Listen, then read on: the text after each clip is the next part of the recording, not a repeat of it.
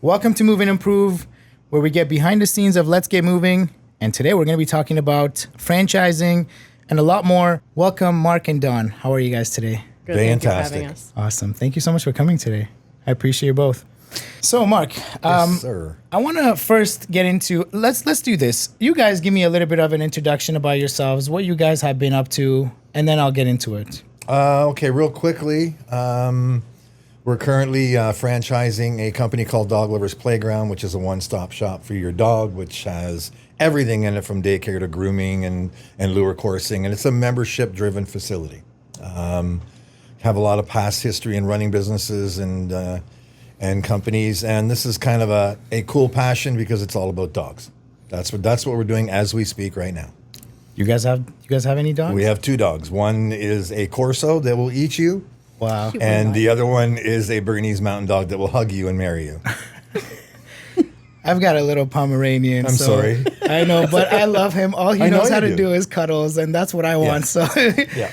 You know, back in the day, I actually used to have a huge King Doberman. So, Oh, I love him. yeah, Beautiful. he was amazing. I used to whisper his name, and he would run from a mile away. So, he was very well trained. Yeah, we have a You've never cuddled Tara. unless you've cuddled with a Corso. Yes. Really? Like, yeah. And It's the like a Corso's full name body. is It's a Tara. full body cuddle. So it's Tara and Meatball. That's the two dogs' names. So I'll That's let Don cute. talk about Which one Don is now. Meatball? Obviously mine. It's got to be Meatball, right? I named him Meatball. Nice. Okay, Don, give me a little bit about you, please. I came in about a year ago into the dog lovers world, bringing in some passions of a more corporate based and bringing in my own creativeness from working with tarantulas. Tarantulas. So, yeah. How's that? How's working with... It was amazing. Out of many of the careers I've had in my life, that one really rooted me into learning a deep passion for business and for people and love, and where you can like really, really bring an aspiring business to. Like working with corporate, learned systems, learned, it was like, corporate army-based like learning. But not a lot of love, not a lot of like heart at the end of the day towards people. This was more of a gap for me. I see. In learning how to bring passion and heart and love into a business and seeing it thrive that way. And that's what I wanted to bring into Dog Lovers. Yeah, that's awesome. I mean, that's what our relationships are with dogs, right? Yeah. Tell me a little bit about your background with McDonald's. So McDonald's, I spent 19 years working Wow. my way from like the age of 14 in the drive-through, working my way into head office. So I left there working at Test Kitchen, working as a store manager.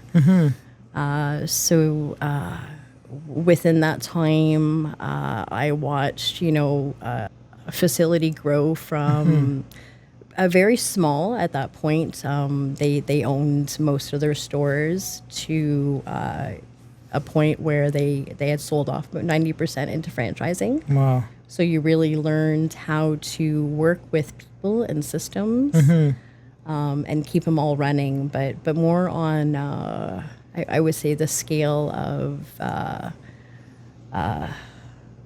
very, very strict business, which is good. You need to learn that. You need to have things operating and flowing.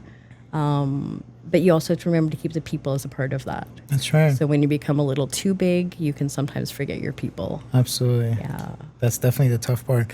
So you were in the franchising aspect with McDonald's. Absolutely. So I actually started out in the franchisee with an owner-operator themselves. Oh, wow. And then when I went into college, I moved into the corporate world. I see. So I started working for corporate themselves. Yeah. And I spent about another 18 years with corporate, Wow. just learning every aspect I possibly could, because that's what it's about. When you really involve yourself into it, they will open the world to you. Really?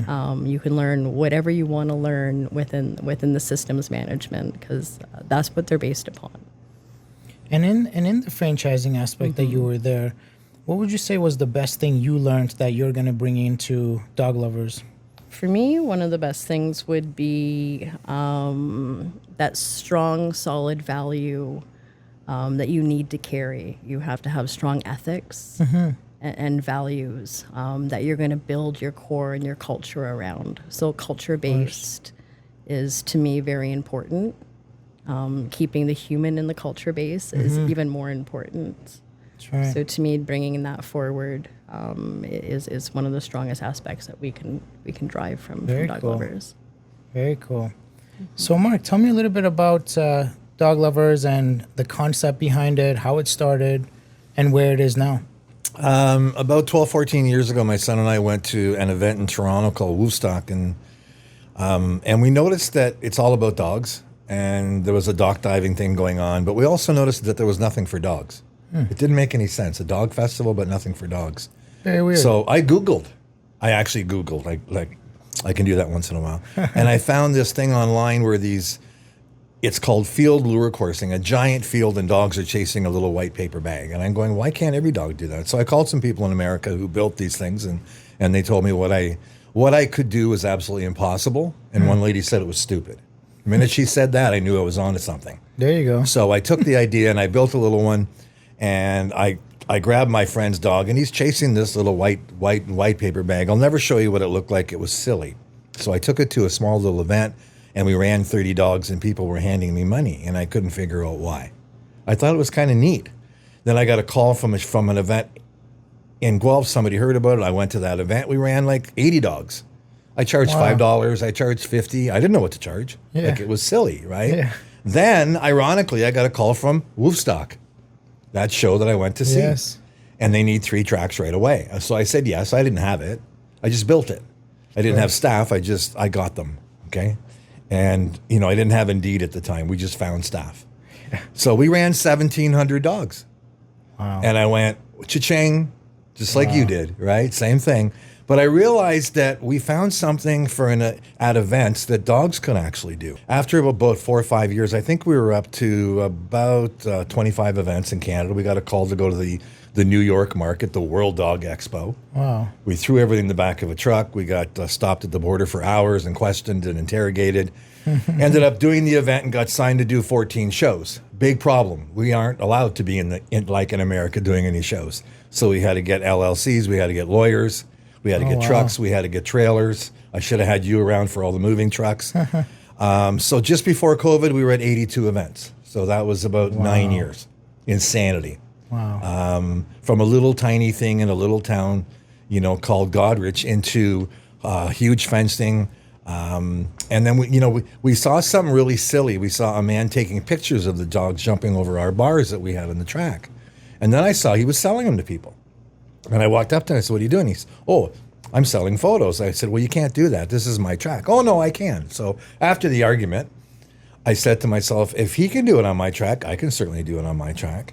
So every dog jumping over that bar, we're shooting a photo, and the customers are paying for their dog flying through the air. Wow. It became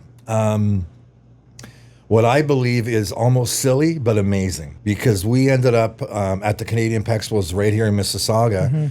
The Christmas before COVID, we had 350 complaints because people wouldn't stand in line. It was a 2-hour lineup. Wow. So then we're bringing 2 tracks to events. In the States, there was one event we actually took in 3 tracks. So we're running 300, 400, 500 dogs a day on every track. Wow. The hard part for me was I can handle the dogs. The adults were getting to me because everyone walked up. I don't know if my dog will do this. I don't know if my dog will do this. Well, inevitably, 80% of them do.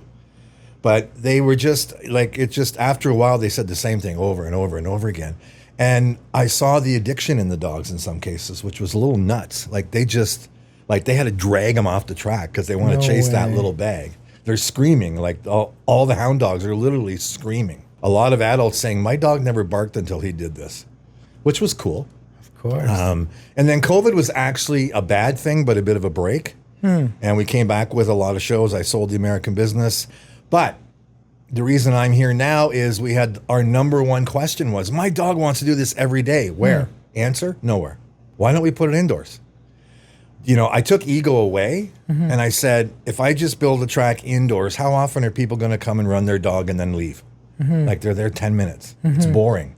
So let's add some things. Let's do daycare. Let's do training. Let's do grooming. Let's do overnight.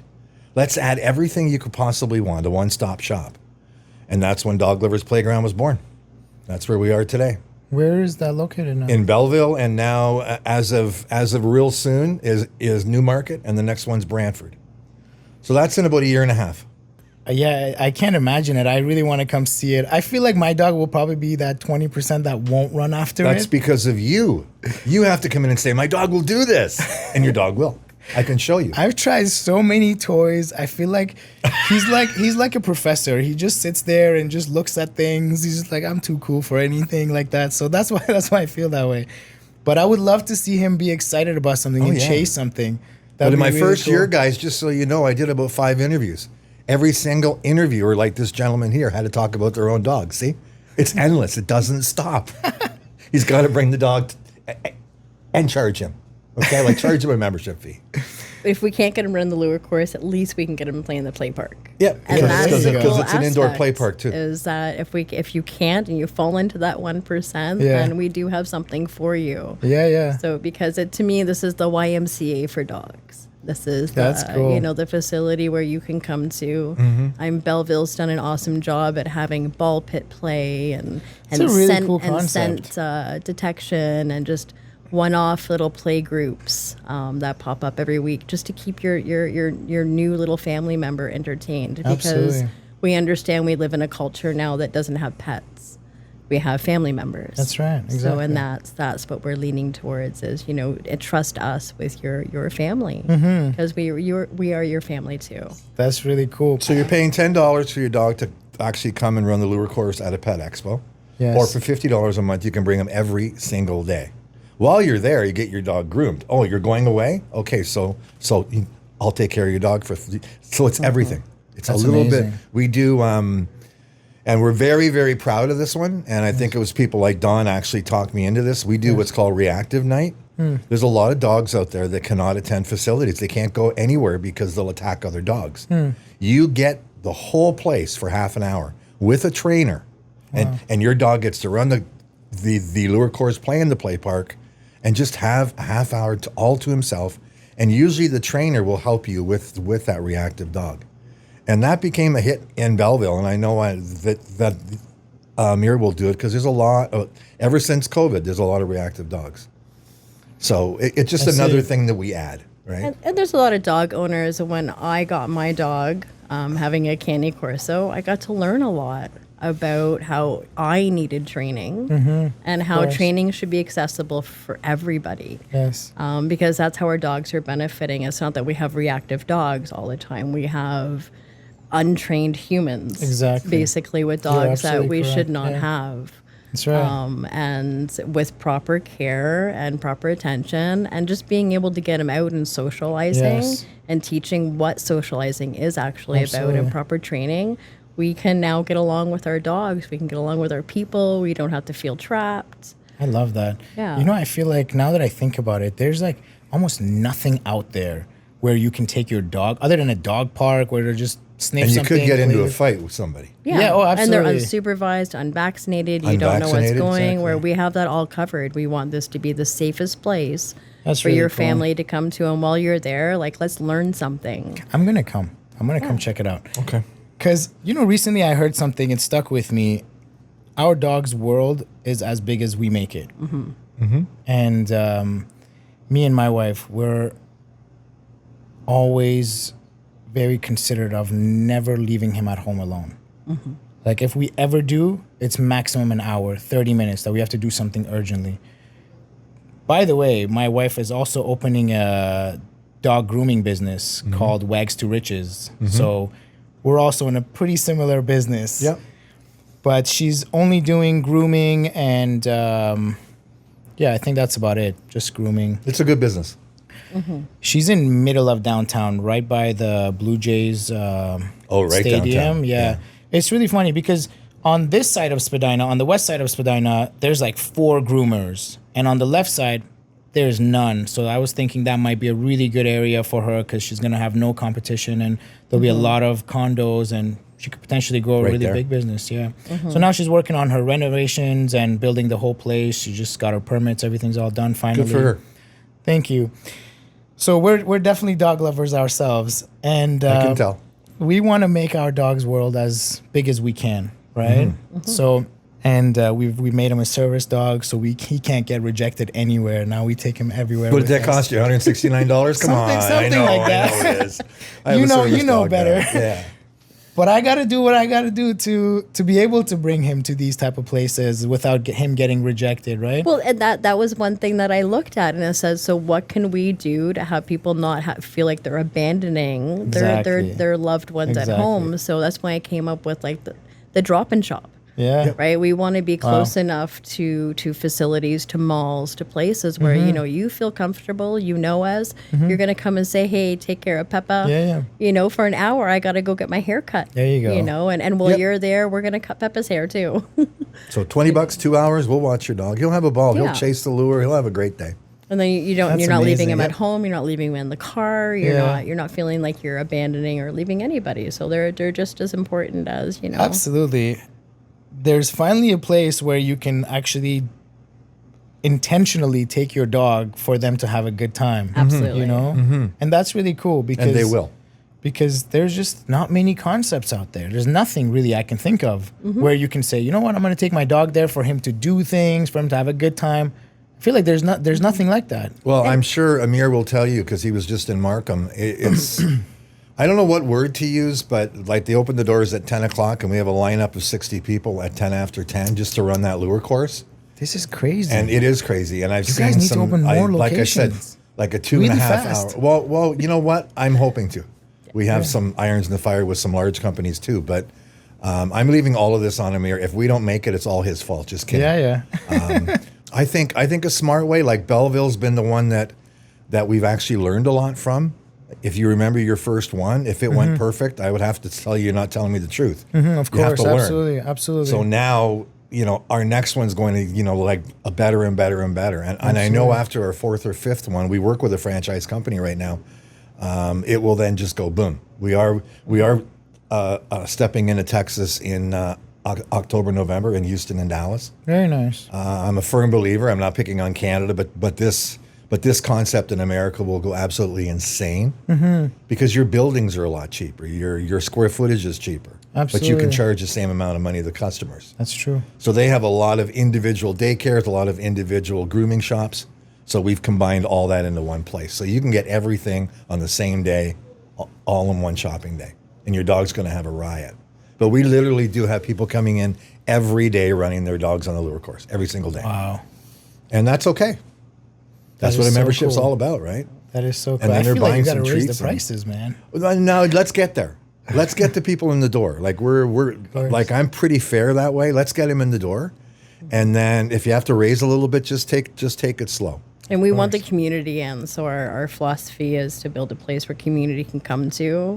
So we have community-based events. That's you know, very come cool. make your dog treats. Come Absolutely. learn something from someone else. Absolutely. Share all. And I bet a lot of people are networking over there too, right? The adults Absolutely. are there talking to each other. Yep. We have specific breed nights, puppy dates, Oh, wow. senior nights. That is so cool. And you know what's funny? You guys have a 'Cause Pomeranian night? we will have can. a yes, we can, absolutely. Only for you. Thank We you. actually did a show in America that we were charging $10 for years, and we went in the one. It was in Philadelphia, and we announced it was free lure coursing. So we were selling about $5,000 in photos on the weekends, which isn't bad. Wow. Right? So we did free lure coursing and sold $14,000 worth of photos. So think about that. See, So that makes sense. Yeah. So if you get more people on the track and you make them happier with the free, then Yeah. you know they're going to spend it someplace else. And your side services. So and just products. get them in the door. It's what you do with somebody when they're in the door, and it's the same as McDonald's. It's what you do with that customer, or any place really, right? Absolutely. As long as that customer is having a good time and their dog is smiling and huffing and puffing, and That's what they want. Everybody's happy. The $1 coffee brings you in the door with the $5 price tag. You leave when you walk out with a Big Mac. There you go. Big Macs are disgusting. I said But that's that. the business aspect. And the hard aspect is people are going to learn more about their dogs. And I think that we're going to start feeling more comfortable as dog owners and start sharing the love. Yeah, it's cool that they're like, I've never seen my dog be like this, act like this. Yeah. They learn something about their dog. And That's so many really of cool. those reactive dogs that couldn't meet any other dogs are now in our daycare. Yeah. It wasn't the dog. Of course, it's It never wasn't. the dog. That's right. Hey, we always blame bad kids on parents. Why can't we do that with dogs, bad right? parents. It's got to be the bad parents. That's right. So what do you guys want to do now with Dog Lovers? Is it franchising? What's the concept? It's 100% franchising. We're not going to have any corporate offices.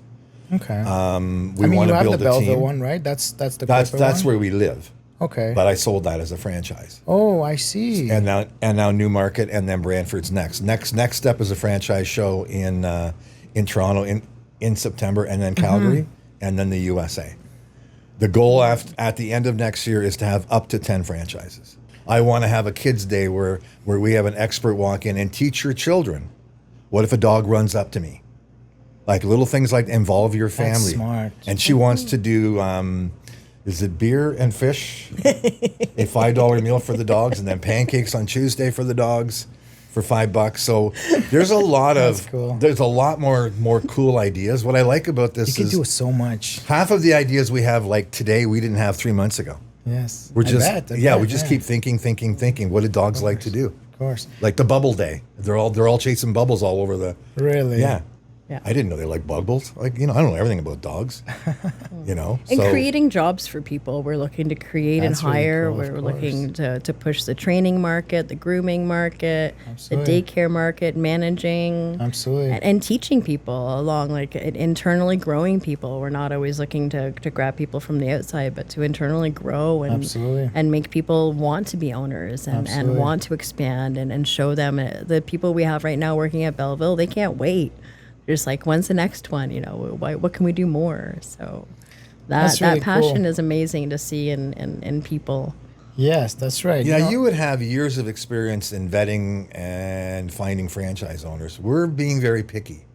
We want people that really do have dog passion. Yes, you have to want to make money. Yes. Yeah. But you have to be passionate about pets, because I believe that if someone is running a facility with dogs and they're only after money, I believe people feel that. So you're kind of focused on this franchising aspect. Is that the only route you want to go right now? Yeah, other than, give me another idea other than corporate. Like, I don't want to run one. I used to tour rock bands. I'm thinking of going back into that business. That's a little fun. No, I don't want to be tied up. I want to continue to grow it as a franchise. Yes. I don't want to take someone in the States and hire them and tell them go sell. I've still got a little bit of an ego where I feel that I started the concept, I want to be there at the beginning. I'm not in that much of a hurry, and I find when I'm not in a hurry, then things move quicker. It's weird. I find when I'm really not out for the money, we make more money. And I find if I don't worry about ego, someone walks up and strokes it anyways. And I've learned that in every business. And I've learned that especially in the rock and roll business, because entertainers are the most insecure people in the world. And I've learned that from them. Is that little time on stage that, Dawn would stand there and selling tarantulas, and she was the tarantula queen. When you leave that, you don't have all these people lined up anymore. You don't have all these people knocking on your door and saying, I really want to meet you. It's gone. That's when you got to learn who you are. What do you think about a market in Toronto? What do you think? The honest answer is buildings in the downtown area, very expensive. We're talking about 5,000 to 6,000 square feet. Maybe you got to get into places like Mississauga. Yeah, we are. It is, and those type of expanding areas, across right? Canada is realistically the overall goal. Like, there's no stopping Canada crossing the border into the U.S. if we can. But course. I'm truly about Canadian. So I know. Canada's a good market. It is a good market. great. I think we have to give it a chance and give Absolutely. our Canadians 100% chance here. Absolutely. They're going we to dive on don't- board. We deserve it. We don't walk out of an event not knowing everybody's name, email, and phone number. Like, we've got everybody. Good. So when someone opens in Mississauga, that's our biggest market. The franchising aspect. So you guys went through doing the FDD. You guys built all that, right? Yep. You built the franchise agreement. How long did that take? A year. Yeah. A year of studying. I have a franchise company I'm working with. Yeah. Really good people. They actually have sold over 7,000 franchises in Canada. I worked with people out of Chicago. I worked with people out of Florida, because every agreement came differently. The ones in America are awful because every state has a separate FDD, which you'll learn if you're doing it down there. They're all different. They're all different costs too. But it was a huge, do you really want to do this, Mark? And I kept hearing, no, it's stupid. That word stupid came out again. Okay, if it's stupid, it's got to be right. But it was like, it's too much work. And it like it's only coming out now that it doesn't feel like work, because it's been a lot of work. Yes. But now that I'm seeing people come to me and going, I want your concept, I don't feel the work anymore. At some point, if you're running 20, 30 franchises, you know this, there is a certain amount of guaranteed income forever. Yes. Unless you sell the whole thing. Of course. But you never know. Yeah. I love franchising too. You know, we get to help people. We may get to make a difference. Yeah. And you know how you talked about internally growing? I actually had 12 of my own employees buy their own locations and become their own boss. So that was a really big deal for me. That's cool. Yeah, because they used to have really important roles here, and they grew into bigger and better things for themselves and for their family. So that was really meaningful for me. And also other people that I didn't know, and I got to go into their life, and they come into my life because of this concept. And, you know, Let's Get Moving became a tool to get to know these people better and to get to kind of make an impact on them. They make an impact on us. It's all win-win for everybody. So I do love franchising as well. Like, franchising to me is the apprenticing in our business, like in our model and how we do it. And to me, when I see people walk away and go like, they can do this now. They're doing this on their own. They're self-reliable, self-efficient. They're rocking it. You sit back and go, wait a minute, I did that. You know, and it's not like the ego in it. It's the, you know, I was able to take what I learned and all the gut and the heart wrenching moments away from my family, my kids, you know, from everything, just to make it and pay the bills, to go, wait a minute, this person can pay their bills this month. Like, this person's actually set to buy a house soon, because they're doing it on their own. You know, they don't have to look back anymore. They don't have to worry. That's right. It's a different worry, Absolutely. right? Like, and once you can do that, for me, that was the key. Like, when I went from corporate to doing my own business, it was such a switch. Like, I realized I knew nothing when it came to small business. So having like $500 in your pocket going, okay, so how am I going to do this, right? And then, you know, 10 years later going, wait a minute, I'm like the leading importer in Canada for arachnids, which is weird in itself. Yeah. People are like, what? But I like niche. I like small. I like learning and showing that, like, even the nichest market, you know, you can take and grow to something that was never here before. There was like 3 tarantulas in Canada basically at the time. Wow. You know, I've imported myself over 40,000 arachnids into Canada to every store, and not only that, empowered them to be able to sell them properly and market it and redesign how it was done. So it would be done right. And that's when I met Mark, I said, if we're going to do it, we have to do it right. Very cool. You know, obviously with building a franchise concept comes with a lot of sacrifice. Yes. Absolutely. You know, when you said that, I honestly got goosebumps, because I just had a little bit of a flashback of, I say my wife, but we're actually not married yet. Because you're too busy? We are too busy. Yeah. We are too busy. Go to Vegas. Takes an hour and a half. That's $160. Yeah, I don't know if she'll agree to that, but yeah, definitely a lot of sacrifices go into it. And right now she's almost begging me for a day for me not to go to work tomorrow. She's like, tomorrow's good weather. Can we please go get some sun? And sacrifice. One thing I want to mention about the franchise, because you know, you brought it up, and I learned this by, you know, from that franchise company. And when I'm at a franchise show, just like any show, I walk around, talk to everybody. I want to know what they're selling. Ours is kind of a unique one, because you are paying a franchise fee, and yes, you're paying the marketing and the royalties. But 95% of what you have to buy to insert into your playground, the flooring, the engines, the motors, you won't have to buy it again. And I learned a lot about people who, you know what, I want to buy this restaurant, franchise, but every year I got to buy food. It's like it's constant buying. Well, with ours, you don't. So you're going to spend $30,000 on everything you need to run it, excluding, knocking a wall down, which is a leasehold expense. And the next year that might cost you $2,000, and then $2,000 again. And that's something they like, because that's now profit. yes, Like if you have to replace some of the flooring because you have a lot of dogs running on it, that's okay. So it's an extra $2,000 or $3,000 a year. But it's been open 7 months and we haven't replaced one piece of carpet yet. It's like it all fits together like a puzzle. And if it gets beaten up, just flip it upside down, right? And I think that's something we can say we're a little better than a lot of franchises in the form of long-term costs. Yeah. Because that can be a huge do like that, surprise. yeah. I mean, like your business is totally different. But at the end of the day, if I've got to spend $30,000 or $40,000 every single year replacing everything, I'm going to question whether I'm going to buy it. That's right. And with us, you don't. The only thing you're going to put up with is a flood of ideas. You're going to keep getting bubble days. You're going to keep getting, dogs playing with banana days. Whatever we come up with, you're going to try it because the customers want it. We're going to have a movie night, and we're going to watch those stupid dog movies you've seen 1,000 times, and we're going to think the dogs are watching them with us, and we're going to have popcorn, and we're not going to have beer. Okay, but I mean, it's more the general public. Like when I talk to them and I see these smiles, how silly the ideas are. You should see how many people come. It's silly, you know what I mean? But it's something that, maybe the husband doesn't want to be home that night, so he takes the dog for a movie night. I don't know. But that's the fun part of it.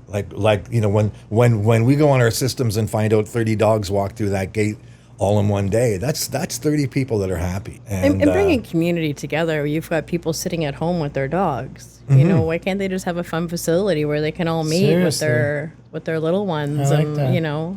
and have a puppy beer. And I can't some get popcorn. dog date night passed. I want to have a dog date night, but no one will let me do it. I think that would be awesome because the first puppy born would be a big deal, right? No, it's not a good idea? Okay. I think it could be. Yeah? Yeah. Is yours a male or a female? Yeah. So we get 50% of the puppies, right? As far as the cost and the sale of them. But the key for the humans and the franchisees, as I call them, is, there's always a cost factor involved. So we've eliminated the down the road costs. So once they have everything paid for, they can rock and roll. Yeah. We expect owners to work. We expect them to not walk away. We honestly, I turned down, this was over a year ago, 2 people who wanted franchises that basically said, I'll write you the check, you run it, Mark. Not interested. No, there's no passion there for me. You need ownership. Yeah. And I want someone that says, in 5 years, I want to make this. Yeah. When someone says, can I break even after 6 months?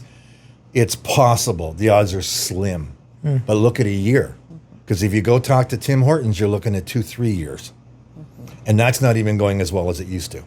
That used to be a $300,000 ownership paycheck. It's not anymore. It's half that. And you can't even bring your dog to work there. Yeah. That's the worst part. Because staff costs are high. That's a big thing in Canada, Taxes, right? everything is crazy. When they up the minimum wage to $18, that's money. In America, it's like $12. Waitresses in America are making $3 an hour, and that's a fact. Really? Yeah, plus tips. All they're doing is working for tips. That's why the restaurants do so well. Wow. Yeah. I used to ask them all the time when I was down there. I think the highest I saw was $7. Wow. Yeah. And you know what? That's like everybody's used to it. It was $2 in Alabama. $2 an hour. I had no idea. Yeah. Up here, it's high. So with these shows that you go to, do you go to actual franchise shows or do you guys just go to like dog shows? The franchise shows, we don't do a lot of dog shows anymore. Oh, yeah? As of when have you started going to franchise shows? Last year, the first one was just over a year ago. We went in there with no franchises. It was my test market. I spent the money. They told me that if I get one, I'll be lucky. But I had one in my hip pocket, right? Like I knew someone that was interested. But, like I said, it's not about ego, but we had 55 people that actually signed a card saying they were really interested. That was more than anybody else had. Our cost was good. The concept was great. One problem, I couldn't send them to a place because we didn't have one. Once Belleville opened, suddenly we had all this interest. The franchise shows are interesting because you walk away thinking you just sold 30. Yeah. I actually wonder at times why some of those people are there. Because Window they really shoppers. do make you believe they have money and they're really interested. They don't even talk to you again. I think they want to. Yes. I think they want to for those 2-3 days that they're there. Yes.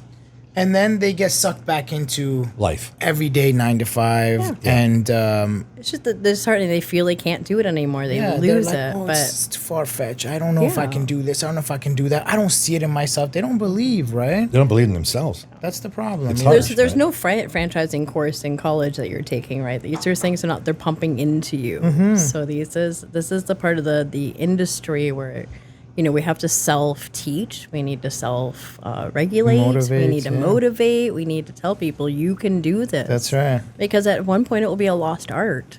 That's right. And then who are we employing? Like, who are our employers at that point, right? They're not people. That's what I'm kind of worried about. I'm very honest. I'm looking at franchise going, well, I'll get a Tim Hortons because it looks like they're making money. Why would I get a Dog Lovers Playground? It's only got 2 open. That's risky. Risk. That's a bad word. Because I'm making, $22 an hour. My husband's making $25. And if we risk this and we have money in the bank and we spend all that money and it doesn't work, now all of a sudden they're back watching TV. They're back to They went through all the motions of why they can't do it. Yeah. Then 3 years later, they're going, we should have done something. That's perfectly normal. There's nothing wrong with that. Right? Yeah, it's kind of crazy because you've got to make a big investment, right, to start Dog Lovers, and then they don't end up being the person they pretend to be, and then it's tough to go back on that, right? Then you just got to kind of be able to find somebody else who would want to take it over their business and run their business moving forward. Yeah, you always have to be willing to step in. Yeah. And that's where the difference, right, of being a worker and an owner is. On a dime could drop everything and have to step in and take it over. Even working in McDonald's Canada, they're not away from it. I mean, they have full plans in place where you have to walk in and take back franchises. Oh, wow. And that you happens, pull from the corporate, you go in, you take it over until either you get a new owner operator or they just pull it back into their own thing. But you can never let your brand name get hurt. Of course. Because someone's running it into the ground. That's or you have health inspections or whatever it be the case. You have that plan B in your pocket for every franchise. Exactly. You keep true to your customers, right? Because at the end of the day, the brand, the customers. You never want it to be affected or seen on the other end. So That's right. you quietly have your emergency plans in place, right? Exactly. What do we do if, I agree. We would step in at any point that we saw something going on that could be in any detriment to a dog. Any of that, we would step in immediately. That's number one. I make sure all leases, my name's on it with the key if I want, if I have to step in. Those documents, as you know, are pretty legal. That's the part of the business I don't enjoy. But at the end of the day, you absolutely need it to protect yourself. Yeah, you never know what's going to happen, man. You need to have a good plan for in case, you know. And you could have the best prospect for a franchisee. You could have everything checked off on that checklist and they're the best. But at the end of the day, you really don't know until they start producing. Even things can happen in their life, happens, right? Yeah, right? exactly. You have to be ready for that. They get sick, this, that, anything. right? Anything Someone has can a baby. be possible. Right. So I'm still struggling with that part of the industry. I understand its reason. It's just, where do you draw the line? They're allowed to ask you questions, but your answer can't influence them. So if they ask you, okay, I read all this, it seems pretty legal. Are you still suggesting I buy it? Oh yeah. Am I now intimidating him to buy it?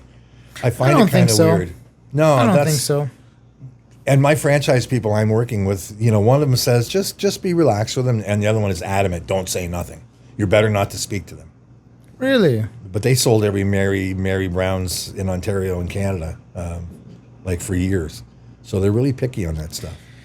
I mean, I'm pretty sure that this was from our lawyer, that after the 7th day, you can actually inquire about them getting their incorporation papers and where they are. You can kind of, because they need that. Yeah, you can kind of take the next steps forward so that on the 14th day, if they're ready to move forward, you can actually request their LLC or their incorporation papers and actually be ready. So I would say you're more than fine to communicate with them. I think that's have never an issue. heard that, and I got told once, if you want 22 opinions, put 22 lawyers in a room. Exactly. So I never heard the 7-day thing, but I'm going to use that one. Okay? Yeah, I've gotten terrible advice. I've gotten junior lawyers, and they've given me a lot of bad advice. And now I'm at a place, where the firms that I work with the senior lawyers. It's better. And it's all about intent. What was your actual intent when you said that, and what are you saying? And for me, those are the things I keep in mind when talking to people, because of course they're going to get nervous and have questions, and it's a part of holding someone's hand to say, I'm going to hold your hand all the way through this. That's right. I'm going to give you some freedom, so I'm not overbearing. and I want you to make a conscious decision, but we have to be held accountable for our conscious decisions. And wording is really important in this. Yeah, franchise laws are definitely very strict, and we got to abide by them. Yeah, absolutely. And for important reasons, right? You don't want to hang yourself out to dry. Exactly. Right? You don't want to see yourself in court over something stupid and it's usually someone's kid's mom, that has their back, that says, wait a minute, this is not what I want my son to be doing. Yes. If somebody wants to get into a franchise where they can make a little bit of money on grooming, we have that.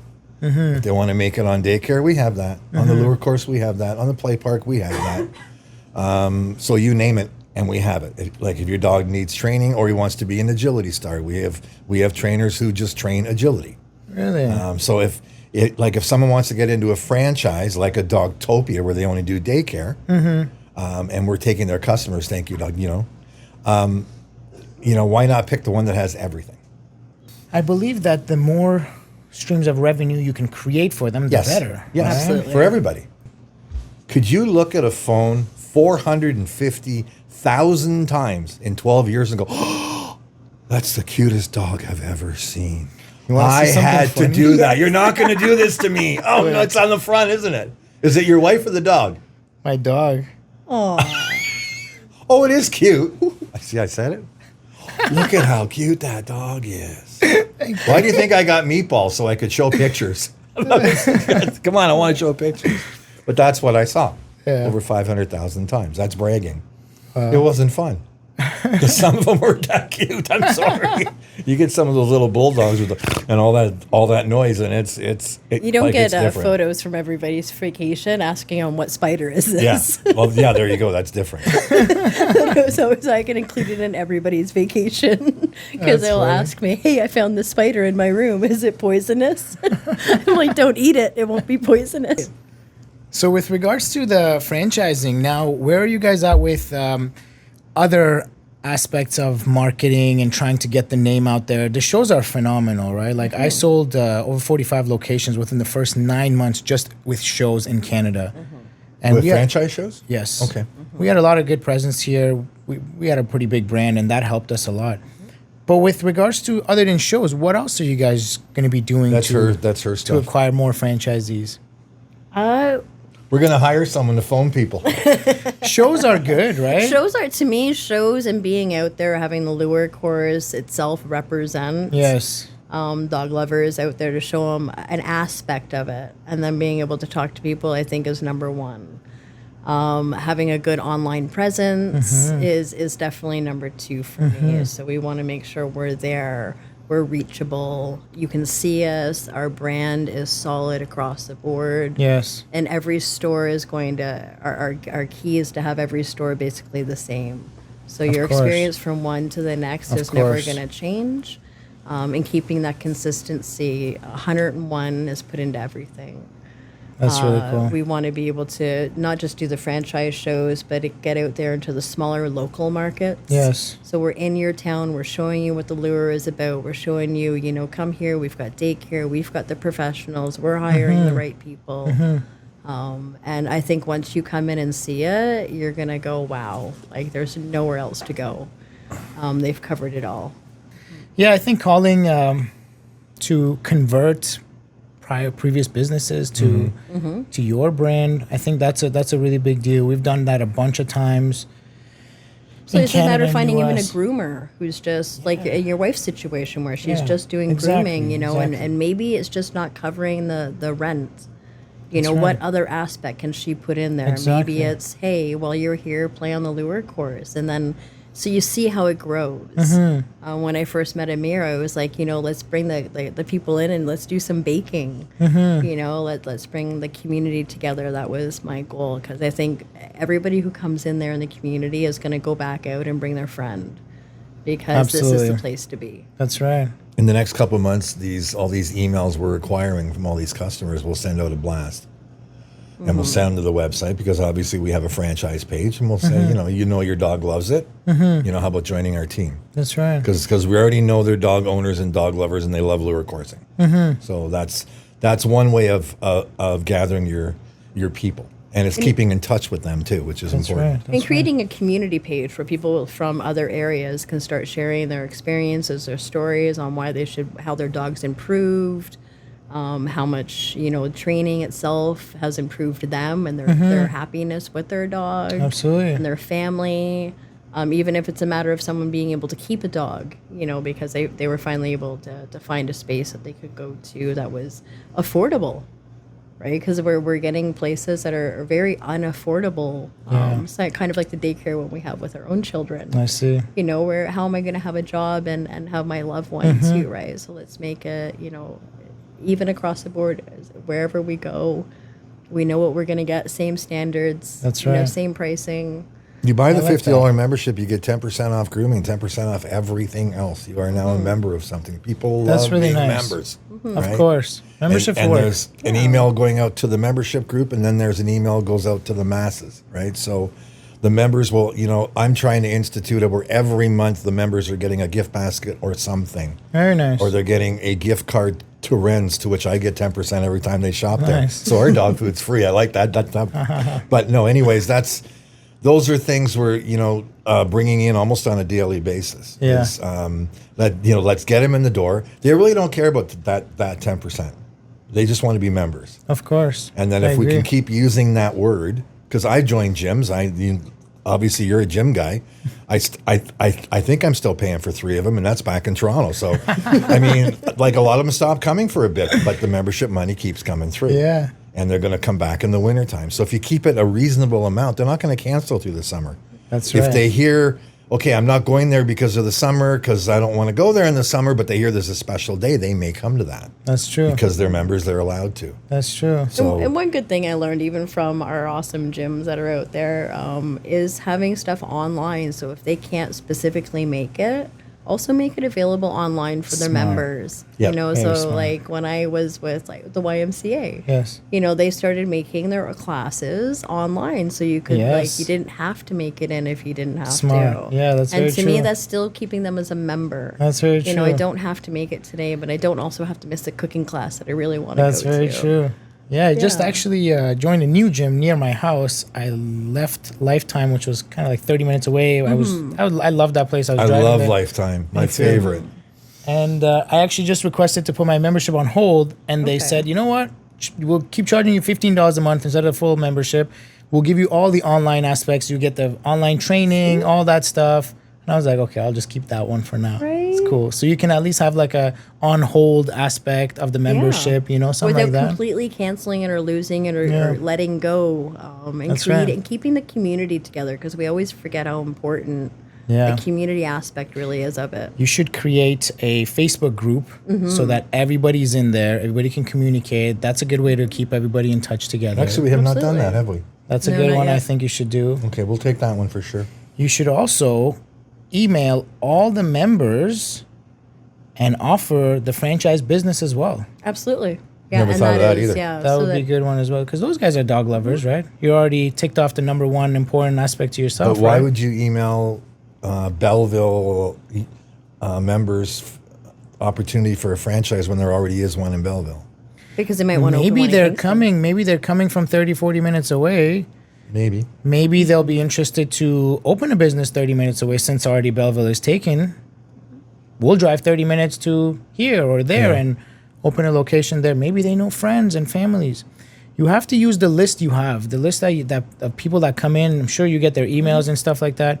You have to use email marketing to be able to keep in touch with them. Yeah. And also Engage, offer the engage. most important thing to you guys, which would be the franchise. I've got a lot of ideas with franchising, because obviously, like, I'm full-time focused on selling franchises and trying to scale the moving company. So you guys got a really, really nice concept. It's great. You guys got a really cool concept. You got to really focus on scaling it and getting the name out there. How many franchise shows do you guys go to a We've year? only been at 2 Which ones? in Toronto. The national franchise. Yeah, I love those guys. Yeah, they're great. They're treating us like gold, and I know why. All they have is restaurants and gutter companies. They love having they something like new unique for the general concepts. public to see. Yeah, they like unique concepts Yeah. because it's just something out of the ordinary, something out of the other than the 90% of restaurants Yeah. that are there and the pizza stores that are Something there. different to sell. And Connie's calling me going, if you do Halifax, Calgary, Vancouver, and Toronto, we'll give you a 40% discount, a bag of chips. Take the But bag of chips. I know. It's you know worth what? it. I in my history, I'm Canadian but American brain. If Yeah. I think of a concept, I'm going to open it tomorrow. You can't do that in the franchise business. I have to slow down. I have to be patient. I have to have a couple of buildings that look really cool because I think 99.9% of people that are buying want to see it first. Of course. Yeah. So at the end of the day, or we have to produce 2 or 3 venues and stores that look really cool. So in our 5th franchise show, we can say we're in 3 cities. Come and see them. So I have to do what I've never been able to do. I have to be patient, and I'm not good at that. When I started the other businesses that I ran, they started the next minute, and I ran with them, right? Yeah. But in this case, it's a different industry, which has made it more frustrating. But we are getting a lot of people coming at us. How much is a franchise? How much is a franchise? How much is a franchise? It's 40. 40,000. Yep, and then 7%, 5%, and they keep 1% marketing. 7% for what? 7% royalties? Yeah, and then What's- 5% marketing royalty. Do they pay that themselves or do they pay you guys? Us. Nice. And you guys take care of that. Yep. Okay, And we want that control. We just want to keep an eye on it, Of course. right? I mean, I love the idea of the Facebook thing. I think it's like it should have been done actually. But I see more. I'm looking at this in a year and a half, having 8 to 10 franchises, and that will be fast enough for me. I just want to do it right. This is a little different than entering the rock and roll band that can't sing and dance and trying to get them into a bar. This is something you better do it right. Absolutely. So you have to spend more time, more thought, Yeah. and more money. When you go to these shows, what's the materials you guys go with? What does the booth look like? And what size of a booth do you guys get? Big cloth banner at the back that says memberships. And it's a 10 by 10. Now we're going in with a 10 by 20 and offering a couple other things. Very And a nice. full set. And my dog, because I'm spending the 169 on the little blanket that says he's my service dog. So Yes. now I can take Meatball because that's a draw. Everybody's going to want to pet Meatball. And basically material to hand out. I think professional flyers, I think they look great. And they fill out not a ballot but a card if they're interested. And we have some great conversations. But we're also going in this year with a full new setup, and we also have on board now 2 different selling decks, so people can visually have a look at what's going on in Belleville, what we're offering, what they're getting into on a visual aspect, and like a more of a recording so that they can really grasp it while they're there, and see what we have to offer. That's Dawn. That's Dawn coming in and saying, you can't just talk, Mark. We have to show them something on a deck, I on a strongly slideshow. agree. It is. I agree with Yeah, and I you. did all the voiceovers and all that stuff. And you know what? It's what we needed.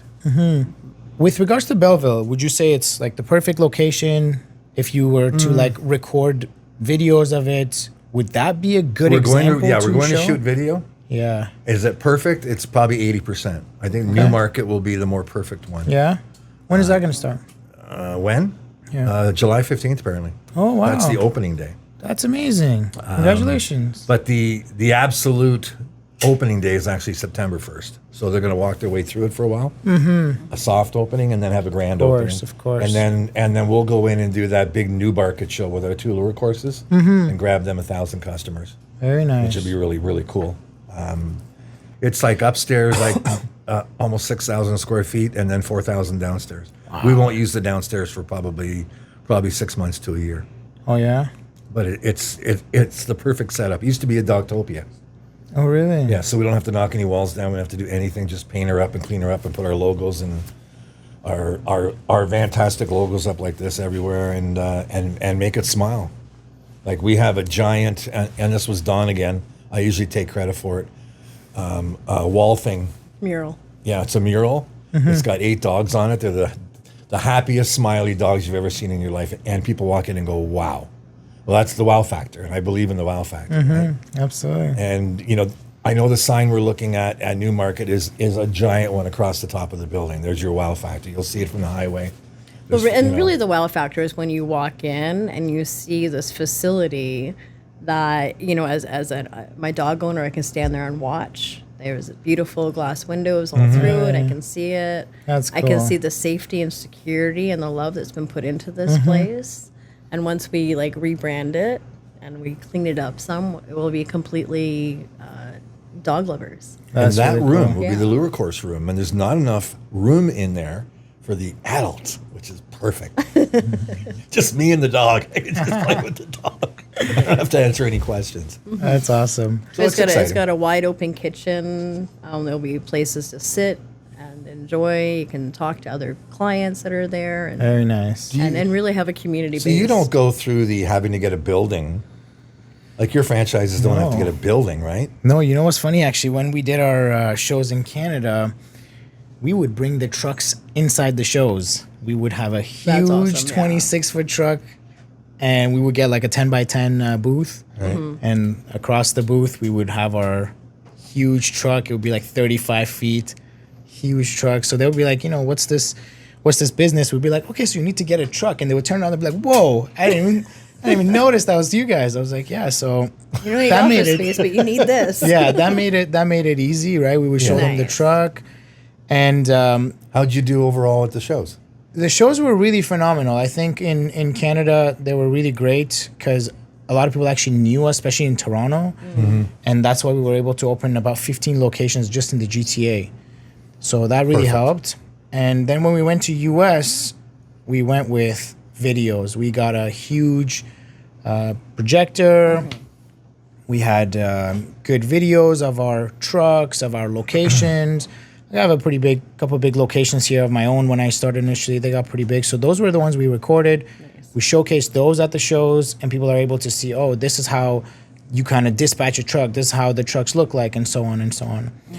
So that kind of made it easy. So that's why I always recommend going out there with videos. Well, and we had a lure course video. That's all we had. So But now that everybody we've watched built the- Belleville, we right? have all of the photos from building Belleville, so we'll be able to incorporate that and rework it The in a growth video of. of the growth of the business and then Very where we cool. are today. yes. So just bring everybody up to speed and say you're joining us right when we're ready to just peak. Yes. We're going this way right Yeah. now. So you can join now, or do you want to wait till we're here? Because Yeah. I think there's gonna be so much fun in the growth That's right. of this business. I think you guys are at a place where you've kind of perfected the concept, and now it's Yeah. just about scaling, right? Yeah, and Belleville's perfect for Belleville. It's a unique market out there. It's a very small, it's a larger town in a small town aspect. So I think it's perfect for that location, and I think Newmarket being what it is going to be perfect for that larger, busier, fast-paced Yes. world. I agree. Tell me about your rock and roll world. Rock and roll business was only there because I was an absolute music addict. As Don will tell you, I know every note to every song. I know when the bass player's coming in. I know What do you all play? the words.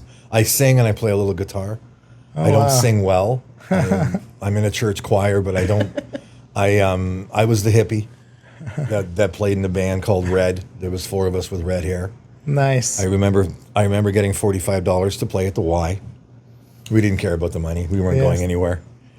We really sucked. We did 3 or 4 shows. We were horrible. But I decided I want to buy a car, and have fun and be really cool. So I got a job in the factory because my dad worked there, and that's what you were supposed to do back then.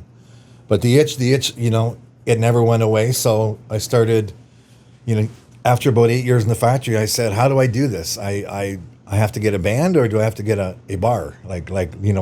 It's chicken or egg. So I went and talked to some bands, and I went and talked to some bar owners. And 5 years later, well, actually 2 years later, I retired from the factory. I went from making $13 an hour in 1986. Good money, really good money, and benefits. I was up to about $2 an hour in year number 2 in the rock business. I mean, you made $50 when you book a band. That's it. As the years went on, a giant club in Kitchener called Lulu's, you guys wouldn't remember it. It held 7,000 people. It was open for almost 20 years. Like busloads. They were coming in every single night. It was 7 nights a week. They were coming in from all over the world. I met people from everywhere. It was a 50s, 60s bar. I was doing rock bands. I was approached by the owner, and he said, "We're dying here. Like it's slowing down." I said, "Well, your music is for people that are in their 90s, like they're getting old, right? So let's make it a 70s rock bar." And he said, "Okay." And he said, "I'll talk to some agents." And I said, "I'll talk to some agents." And he called me and said, "Okay, I got my absolute first rock band. We're opening up as a 70s, rock bar." He says, "Okay, Ben, like absolutely fantastic. Yeah, tickets go on sale for 6 weeks." I said, "Who's the band?" He said, "Dwight Yoakam." I said, "Ben, that's a country singer." He didn't know. I said, "Do you know any rock bands?" He said, "No." So he hired me immediately. I produced a couple shows, and part of the contract is I could use that as a production house and a showcase place. So I bring buyers in to see all the shows I produced, and it like it was great. Like in 2001, it closed, and at that point, I had met everybody. You guys don't know these guys, but the April Wines and the Troopers and the Kim Mitchells and the I was Billy Ray Cyrus's guy up here in Canada. So I ended up touring all these bands. But watching a show that you produced, and you decided what song comes next, what song flows into the other one, because you have to change chords. All of a sudden, people are watching it going, "This is amazing." And 90% of what I learned as a producer was taught to me by the audience. And then in other cases, like I spent a lot of time working with Styx. The musicianship is just scary. How can you sit there and just keep doing this nonstop for hours and never make a mistake? That's the problem I had. Crazy, you guys don't right? screw up. Like, you got to screw up. No, we don't. We never screw up. And they don't. And I marvel over that. That is extreme talent. Like, even Absolutely. singers that keep hitting the notes. Absolutely. Amanda Marshall's my favorite. She just never misses. And I got to work with her, and I cried during one of her songs because her voice is just that good. Wow. And then Sass Jordan, who was a rock star, she brings oranges to all her shows, which my son at 15 thought was really cool because he had 8 of them, 8 oranges. After that, she said, "Oh, by the way, they've been soaked in vodka." My kid was hammered. She thought it was cute. I didn't. But, from Randy Bachman to all these people, they are real people. They are, and they're normal people. They do go to the bathroom, but some of them, the talent is scary. I don't know how anybody can be that good. It's not the business I'm in now. The only similarity would be the travel. That's the only similarity. I see. Yeah. But I You're miss going the to notes. shows, just different shows. Yeah, I miss the notes. Like, I miss the notes, and I miss the moments, and I miss watching the audience and the reaction. I never really did ever see any beer bottles thrown. If there was ever any obscenities, then the bands always handled it really well. But Nice. I got out of the bar business very quick. I was only in it a couple of years. There was some see. bars in London, they wouldn't even let me go at night because I might get beat up, and I'm a wimp. But those were the bands I didn't like. I sent them there. But it was like it was a business you could grow in until a certain spot, and then you got eaten alive. But it was more of a passion business than this one is for me. Like it was all about the music, except for Johnny Cash. Yeah. This is a total different business other than the travel, and this one has taught me more patience. Absolutely. Yeah, the other one I just kept going. I didn't stop. I was It's a fast world. I produced one more show, which I'm keeping quiet, except for Dawn. And at some point, I know it'll come out, Nice. and then I'll go crazy with it, and then I'm done. That's it. That's it. One and done. One and done. It's cool, man. Honestly, it was so nice getting to know both of you guys. It's great. There you go. Yeah, The you're rock great. story was really cool. And I really genuinely wish you guys the best because you guys are trying to do something good. You guys are doing something really good for families, for dogs. And as long as you're always putting that first, the money will come, Absolutely. I agree. right? Keep working on the important part, finding the right franchisees that actually care Yeah. and not just after the money. And their passion will grow the business to much bigger than somebody that comes in with a big investment that just wants to throw money at it. Agreed. Agreed. Yeah. Right? They'll throw money at it and they'll probably not put the right amount of passion, and we'll never get to where passion can drive it to, you know? So I think that's a really good way of vetting your franchisees and making sure that you get the right people through the door. They're taking care of people's families, not just dogs anymore. I mean, to me, one of the biggest differences, I mean, once you've had money, once you've experienced that level, you have no passion anymore for it. You have no drive, no crave, because you've experienced it. Yeah. You know, it's kind of like the person who owns like every alcohol bottle in the world, right? Yes. You have no craving for the specific taste anymore because you have it, you've seen it. So It's very true. you're not going to drive what we want to drive. You're not going to bring in the love or the heart or the That's very passion, true, yeah. and you're not going to be taking care of family members. You're just taking care of a profit and a paycheck. That's right, exactly. And you know what? I'll end my side with this. And don't forget to smile, because I'm going to make you smile right now. I'm going to tell you how. I'm looking for people who are, who understand the Mississauga market is huge with dogs. I'm looking for people who understand we have a tap base of 5,000 people in Mississauga. I'm looking for someone who really loves their dog. So, sir, would you like to have a meeting about you owning a franchise? Wouldn't that be perfect? The dog, all the passion that you just said, you're the perfect candidate. Yeah. Even the proper shoes. Awesome. And like I said, always keep smiling. So I got him smiling. So get that on I think record. my wife would be a really good candidate. Yeah, have her move over with us. We'll call her first. That'll be our first call. That sounds good. And she can be the groomer too and make extra money. Yeah. We'll come together. I want to see the place. Oh, no. I want my dog Absolutely. to enjoy it, and I want to see it. It sounds really cool. Cause We're going to offer like some discount for this guy, right? Thank you. Appreciate it. Can't wait to meet your dog, actually. It actually really is cute. On the record, it is cute. Thank you. As I long think as you it's- mean that. I think it's groomed to perfection, isn't it? Yeah, he is. Yes. I Yeah, had that that's feeling. right. Well, when you bring your family member over, we love to meet them. I love that. Thank you, guys. Thank It you. was so and nice all to you meet guys you too guys. back here. You know, take care. Thank you.